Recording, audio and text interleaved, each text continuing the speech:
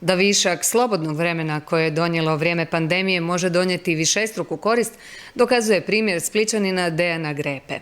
Svoj hobi, programiranje, iskoristio je za osmišljavanje i pokretanje besplatnog web portala i mobilne aplikacije za proizvođače domaće hrane. Znači, evo jednostavno otvorite aplikaciju, izaberete naruči, izaberete vrstu namirnice. Dejan je kronični bolesnik astmatičar, kojemu nije preporučeno izlaziti.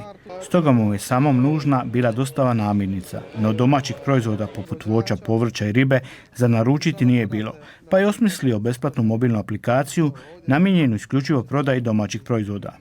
Iako je u uporabi od 17. travnja, danas već broji 50-ak OPG-ova, ali nekoliko desetaka drugih korisnika, te na stotine kupaca dnevno. Nisam mislio da će biti ovakvi odaziv, ali eto, prezadovoljni smo i svaki dan sve više registriranih proizvođača. Nešto mora biti besplatno i u ovo vrijeme. Uz to, eto, izišli smo u susret u ovoj situaciji hrvatskom proizvođaču koji, eto, stalo je kompletno gospodarstvo, stalo je sve u Hrvatskoj, pa eto, da izađemo u susret i malim proizvođačima. Među prvim korisnicima je i tvrtka koja se bavi trgovinom ribe.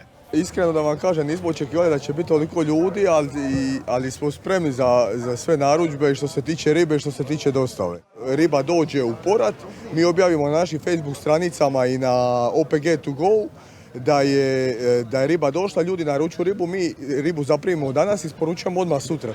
Početna zamisao da aplikacija funkcionira na razini cijele Hrvatske, te da uspješno povezuje proizvođače s krajnjim korisnicima kupcima, bez obzira u kojoj se županiji nalazili, u samo 10 dana se je ostvarilo.